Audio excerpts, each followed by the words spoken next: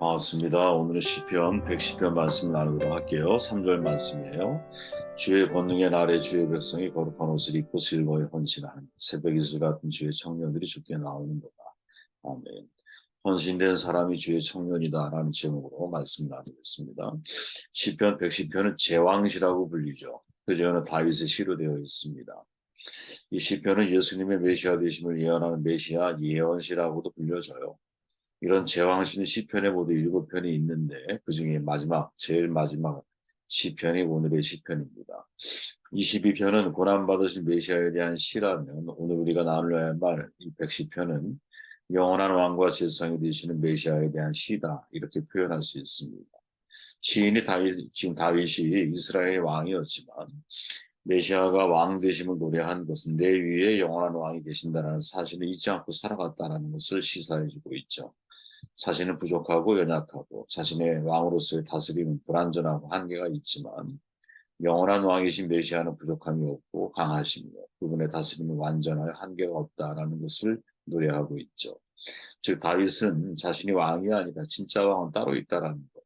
이것을 늘 깨어서 의식하며 살았다는 거죠. 이러한 베이스를 가지고 시인이 전하는 교훈이 뭘까 질문하는 말씀을 나누다 보면 저는 두 가지 중요하게 다루어야 할 주제가 있다라고 생각을 하는데 그것을 함께 나눠봅니다. 1절 말씀을 보니까 여호와께서는 내 주에게 말씀하시기를 내가 내 원수들을 내 발판이 되게 하기까지 너는 내 오른쪽에 앉아 있으라 하셨도다. 여호와께서 시온에서부터 주의 권능의 글을 내보내시리니 주는 원수들 중에서 다스리소서. 그리스도에 대한 이야기를 하면서 다스리소서 기도로 그 내용을 마무리하고 있죠. 약속은 기도를 통해서 성취된다라는 것이죠. 참 중요한 저는 내용이라고 생각을 하는데 지금 다윗은 보좌에 앉으실 분 자신이 아니라 주님이라고 고백을 해요. 다윗이 분명 훌륭한 왕이지만 내 위에 항상 나를 다스리시는 주님이 계신다는 사실을 인정을 하고 있죠. 여기서 주라고 하는 말은 말 그대로 주인이라고 하는 뜻을 가지고 다윗 스스로 주인과 종의 관계를 상정하는 말이죠. 예수님께서 여러분 구약 성경을 많이 인용하시잖아요. 그중에서 시편에서 가장 많이 인용된 시가 바로 시편 110편 오늘의 이 말씀인데 특별히 시편 110편은 예수님께서 바리새인들을 비롯해서 사두개인들에게 아주 공격적인 질문을 받을 때가 있었거든요. 그게 마태복음 22장에 나오는 데예요. 공격적인 질문을 받았을 때 인용된 말씀이 바로 이 110편의 말씀이에요. 바리새인과 사두개인은 우리가 잘 알죠. 가이사에게 바치는 세금 문제를 거론하고 부활에 관한 문제를 거론하고 가장 큰 계명이 뭐냐 이렇게 문제를 가지고 예수님 앞에 나와요. 예수님은 하나하나 일일이 다 답변을 해주시죠. 가이사의 것은 가이사에게 하나님의 것은 하나님에게 드려라. 부활에 대해서도 역시 말씀하시고 가장 큰 계명은 너희들이 다 알고 있지만 그것을 행하려고 하는 마음이 없다라는 것을 아주 냉철하게 지적을 하시죠. 이 질문의 목적 자체가 뭐였냐면 예수님한테 올문을 뒤집어 씌우기 위함이었어요. 그 과정에서 마지막 예수님께서 거꾸로 그들에게 질문을 하거든요. 그리스도에 대해 너희들이 어떻게 생각하느냐 이렇게 물어요. 그러자 바리새인들이 그리스도는 다윗의 자손입니다 이렇게 대답을 하죠. 본문의 내용을 직접 보면 이렇게 나오죠. 이르시되 그러면 다윗이 성령에 감동되어 어찌 그리스도를 주라 칭하여 말하되 주께서 내 주께 이르시되 내가 내 원수를 내 발 아래 둘 때까지 내 우편에 앉아 있으라 하셨도다 하였느냐. 바로 1편 이제 110편의 1절을 인용한 말씀이죠. 앞에 주는 하나님을 가리키고 뒤에 주는 메시아이신 예수 그리스도를 가리켜요. 그리고 예수님의 말씀이 이어지죠. 다윗이 그리스도를 주라 칭하였은즉 어찌 그의 자손이 되겠느냐. 그러니까 바리새인 더 이상 예수님께 아무런 대답하지는 못하죠. 다윗이 그리스도를 주라고 칭하였기 때문에 다윗이 후손이지만 다윗보다 높은 존재가 바로 그리스도라는 사실을 일깨워주죠. 그리고 바로 그 그리스도가 자기 자신이라는 사실을 암시해주죠. 다시 말하면 지금 예수님의 말씀 인용을 통해서 그것도 다윗의 시를 인용하는 과정을 통해서 다윗의 약속이 지금 어떻게 나를 통해 성취되어져 가고 있다는 것을 보여주고 계신다는 사실이에요. 여러분 성경을 이해하는 데 있어서 가장 큰 화두가 뭐냐? 구약과 신약의 관계거든요. 이들을 어떻게 이해하는가에 따라서 성경 이해의 폭이 크게 달라져요. 가장 오래된 핵심 주제 가운데 하나는 뭐냐? 구약과 신약을 약속과 성취의 개념으로 이해하는 거죠. 구약을 약속으로, 신약을 성취로 보는 시각이에요.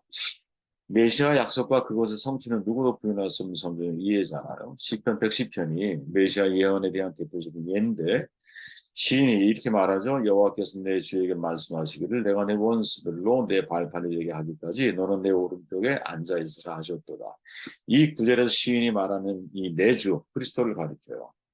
이 구절을 직접 인용하면서 다윗이 성령의 감동하심을 통해서 이 말을 했다라고 거론하시면서 다윗이 그리스도라고 불렀던 바로 그 메시아가 내 나다라고 스스로 당신 자신을 가리키시는 것이. 다윗은 그것을 성령의 감동하심을 미리 알고 있었던 것 같아요. 물론 이건 천년 후에 벌어진 사건이에요. 중요한 것은 그런 오랜 세월을 통해서도 결국 하나님의 약속, 이미 예언된 말씀들, 이것들은 성취되어진다. 성경은 한마디로 여러분 약속과 성취의 책이라고 말할 수 있거든요. 하나님의 약속은 반드시 이루어진다. 구약의 여자의 후손을 약속을 했고 동정과 탄생으로 성취가 되죠. 하나님이 예수님의 죽음과 부활 승천으로 구원의 약속을 성취하셨어요. 마지막 남은 약속이 뭐예요? 재림만 남은 거예요. 그죠? 그런데 앞에 것이 성취되는 과정을 통해서 재림 역시 어떻게 반드시 성취될 거라는 사실을 우리는 믿고 신뢰하고 오늘을 살아가는 것이죠. 그런데 여기서 주목할 게 뭐냐? 이 약속과 성취 사이에 꼭 필요한 연결고리가 있다는 거예요.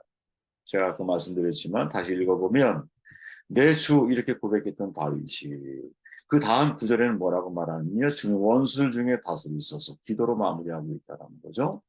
이게 무슨 말이냐면 약속과 성취 사이의 연결 고리점이 뭐냐 기도하며 기다려야 하는 거예요.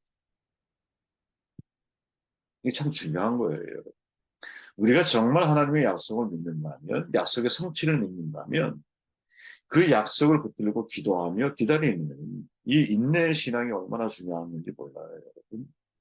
기다림, 굉장히 성경이 말하는 기다림은 수동적인 개념이 아니잖아요. 대단히 능동적인 개념이거든요. 어떻게 기다려요, 여러분? 인내하며 기다리는데 기도하며 기다리는 거예요. 기도하며. 기도하며 약속이 성취되기를 기다려야 한다는 거죠. 한 예로 여러분, 하나님께서 바벨론 포로기를 약속하시잖아요. 약속의 성취를 위해서 기도를 요구하세요. 예레미야가 여러분 이렇게 부탁을 해요. 여호와의 말씀입니다. 너희를 향한 나의 생각을 내가 하나니 평안이 오체나 재앙이 아니니 너희에게 미래와 희망을 주는 것이니라. 너희가 내게 부르짖으며 내게 와서 기도하며 내가 너희들의 기도를 들을 것이요. 여러분 이 말이 굉장히 중요합니다. 또 이렇게 말해요. 그래도 이스라엘 족속이 이같이 자기들에게 이루어 주기를 내게 구하여야 할지라. 아멘. 여러분, 이스라엘 백성들이 기도하든 안 하든 간에 이미 하나님의 약속, 포로기 70년 후에 돌아온다라는 사실을 하나님이 이미 약속을 통해서 예언을 하시고 이미 그 사실을 선자를 통해 알리고 계셨어요. 그죠? 그러면 기도하지 않으면 70년 후에 귀환이 이루어지지 않을까요? 아니죠. 그건 아니죠. 분명히 하나님은 당신의 뜻을 이루어 가실 거예요. 그러나 왜 이 기도에 대한 주문을 하고 계시느냐? 약속과 성취 사이의 중간의 연결 고리점에서 신앙인이 신앙인으로서 하나님의 정말을 믿고 있다면 기도하며 기다리는 자세가 신앙인이 견지해야 할 삶의 자세라는 거죠. 여러분 생각해 보세요. 이삭이 40세에 리브가에게 장가들어서 20년간 하나님의 약속을 붙들고 기도해요. 쌍둥이를 얻게 되는 것은 60세거든요. 60세. 기도해서 결국 그 약속이 성취되어지는 사건이 창세기 25장에 기록되어져 있죠. 이스라엘이 430년 만에 하나님께 부르짖었고 마침내 하나님의 모세를 통해 그 약속을 성취해 주셨어요. 즉 약속을 정말 믿는 사람은 성취되어지는 모든 과정을 어떻게 기도하며 기다리는 과정으로 삼아 나아갈 줄 그러한 사람이 되어야 한다는 것이. 지금 시인 다윗도 역시 마찬가지죠. 언제일지 몰라 메시아에 대한 성령의 감동 주심을 통해서 그때가 올 거라는 사실을 믿고 있어요. 그런데 그 다음에 뭐라고 그래? 다스리소서. 기도하면서 자신의 신앙을 유지해 나가고 있는 거죠. 자신이 살아있을 때 메시아를 만난 게 아니잖아요. 죽는 그 순간까지, 그죠? 메시아를 만나지를 못해. 천년의 사건인데 어떻게 그 일을 지금 경험을 해요. 그죠? 그런데 다윗은 그 약속을 굳게 믿고 마지막 순간까지 기도하며 기다리며 자기의 신앙을 지켜나가고 있는 모습을 우리에게 보여주고 있다는 것이. 3절 말씀 주의 권능의 날에 주의 백성이 거룩한 옷을 입고 즐거이 헌신하니 새벽 이슬 같은 주의 청년들이 주께 나오는도다. 아멘. 시인 다윗은 여러분 가슴 벅찬 미래의 메시아에 의해서 아름다운 나라가 성취될 것을 내다보고 있어요. 그죠? 표현 그대로 주의 권능의 날에 주의 백성이 거룩한 옷을 입고 즐거이 헌신하니 새벽 이슬 같은 주의 청년들이 주께 나오는도다. 천년의 세월이 흐르는데 메시아이신 예수님이 오셔서 하나님의 구원을 십자가 부활로 결국 완성했어요. 그리고 예수의 제자들에 의해서 전 세계로 복음이 퍼져나가게 되는 뭐랄까요? 복음의 출입구가 열린 거죠. 이게. 그리고 지금 오늘날의 상황 속에서는 그리스도 예수 안에 주의 백성들이 헌신하는 놀라운 일들이 일어나고 있어요. 자, 질문해 볼게요. 새벽 이슬 같은 주의 청년이란 말을 과연 우리가 어떻게 이해해야 할까? 이거 새벽 이슬 같은 주의 청년들이 찬양 있잖아, 그죠? 참 아름다운 찬양이 힘 있는 찬양인데 야, 이게 도대체 우리가 어떻게 이해해야 할까? 다윗이 무슨 의도에서 이런 말씀을 하고 있는 걸까? 질문해 보면, 지금 시인이 주의 청년들이 주님께 나오는 날은 주의 권능의 날이라고 증언하고 있죠.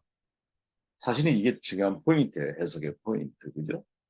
다시 말해, 하나님의 통치가 이루어지는 날, 주의 청년들이 나온다는 걸 달리 표현해 보면, 하나님의 통치를 받는 사람이 바로 새벽 이슬 같은 주의 청년들인 거죠. 여러분, 나이로 청년을 생각하려고 하면 큰 잘못이라고 봐요. 그죠? 지금 시인 다윗이 여러분, 이 고백을 할 수밖에 없는 이유가 뭐냐? 우리가 앞서 이야기했지만 시인 다윗이 자기가 왕임에도 불구하고 내 위에 주님이 계셔. 주님께서 보좌에 앉으셔야 한다라고 고백을 해요. 인생의 주인이 내가 왕이지만 내 위에 왕이 있음을 고백을 하고 있어요. 그러면서 말하기를 주의 권능의 날에 헌신, 새벽 이슬 같은 주의 청년들이 주께 나옵니다. 라고 말할 때 이때의 주의 권능의 날이 언제이냐. 하나님을 내 인생의 왕, 내 인생의 주인으로 고백하고 있는 바로 그 사람들이 하나님의 청년들이죠. 이 세상을 살아가며 세상 끊임없이 말하잖아요. 이기적으로 살아라. 네가 삶의 주인이며 내 영혼의 선장이 나야. 이렇게 말하지. 그러나 이 세상을 살아가면서 우리는 내 인생의 주인은 내가. 그래서 나는 내가 하고 싶은 일이 아니라 내게 하라고 주신 일을 하는 것이 맞는 거야. 내가 만나고 싶은 사람이 아니라 내게 주신 사람들을 만나며 살아가는 게 맞는 거야. 내가 하고 싶은 말이 아니라 내게 주신 말씀들로 사람들을 세우고 생명을 살리는 일을 감당하는 것이 바로 나에게 주어져 있는 일이야. 주인이 바뀌었기 때문에. 이런 사람이 진짜 주의 청년이라는 것이. 정말 청년은 여러분 꿈꾸는 사람들입니다. 무엇을? 내 안에 하나님의 비전을 꿈꾸는 사람입니다. 나를 통해 하나님이 이 세상 가운데 드러나는 삶을 꿈꾸는 거예요. 그죠? 내가 아무리 나이 먹고 몸은 구부러진다 할지라도 여러분, 아직도 내 안에 팔팔한 가슴 뛰는 꿈이 내 안에 있다면 여러분, 나는 아직 청년인 거예요. 나이가 어린 청년 세대임에도 불구하고 우리 안에 꿈이 없다면, 나를 가슴 뛰게 만드는 어떤 그 삶의 목표가 없다면 그는 무인인 거죠. 어떤 시인의 고백 아닙니까? 내가 청년이라고 하는 것은 현상 유지를 거부하는 거고, 기존의 질서에 안주하며 살아가는 것을 거부하는 거고, 어제의 삶을 지속하는 것은 죽음을 수용하는 것이. 매일 나에게 주어져 있는 오늘이 나에게 새 날인 거예요. 새 미래인 거예요. 이걸 꿈꾸는 거예요. 그죠? 그래서 제가 그런 말씀 드렸잖아요. 저의 마지막 소원, 정말 중요한 소원이 있다면. 저는 시간이 들고 나이가 들어갈수록 더 하나님 앞에 섬세하고 정밀하고 더 잘 쓰여지는 사람이 되기를 원한다. 마지막 순간까지 모든 상황에 대한 하나님의 말씀에 대한 해석을 저는 감당하는 사람이 되었으면 좋겠다. 이런 생각을 가지고 있어요. 여러분, 헌신된 사람이 진짜 주의 청년인 거예요. 헌신됐다라는 말이 뭘까요? 무엇이었네. 헌신되었다라는 말이 뭘까요, 여러분? 내 자신이 그래. 드려진 거야. 하나님께 드려진 거야. 그러면 드려졌다라는 말이 뭘까요, 여러분? 예를 들어 제가 목사로서 하나님께 제가 드려진 삶, 헌신된 삶을 살아야 돼요. 그러면 여러분 저는 목회자로서 제 자신의 모든 삶을 최적화시켜 가야 되는 것이. 삶의 1순위는 목사로서 제가 감당해야 할 게 1순위 항상 그게 첫 단추가 되어야 한다는. 나머지는 다 2차적인 거, 3차적인 거. 제가 헌신됐다라고 하는 것은 가장 중요한 저의 일 가운데 하나는, 사역 가운데 하나는 목회자로서의 삶이다. 이게 1순위야. 이 단추를 잘 끼우지 않으면 나머지는 끼울 자리가 없어요. 이게 헌신된 거잖아요. 운동선수가 선수로서 헌신됐어. 그럼 어떻게 해야 돼요? 자기의 삶 전체가 운동에 최적화되어져야 됩니다. 자기가 하고 있는 운동. 장로로서 최적화되었다. 이게 뭘까요? 성경에 나와 있는 장로들에 대해서 내 삶의 모든 것들이 거기에 제 1순위로 최적화되어져야 돼요. 바로 그들이 여러분 주의 청년입니다. 주의 청년. 시간이 지나면 우리 나이를 먹고 나이를 먹어갈수록 몸은 더 약해집니다. 예전에 가슴 뛰는 삶을 살았지만 지금은 나의 가슴을 뛰게 만드는 일이 그렇게 흔치가 않아요. 그럼에도 불구하고 여러분 새벽 이슬 같은 주의 청년의 삶을 살아가십시오. 새벽 이슬의 아름다움이 뭡니까? 매일매일 새벽 이슬은 맺힌다라는 거죠. 매일매일. 우리로 하여금 매일매일의 삶 속에서 하루를 시작하며 하나님이 내게 주신 삶의 목표에 대해서 매일매일 이슬이 맺혀져서 그 이슬이 생명을 살게 하듯이 매일매일 하나님이 내게 주시는 그 작은 이슬 같은 비전들이 모여서 하루하루를 살아가게 만드는 삶을 살아가게 됩니다. 하루하루를 헌신하며 살아가게 만들 때 마지막 순간에도 여러분 청년으로 죽는 사람이 되지 않겠어요?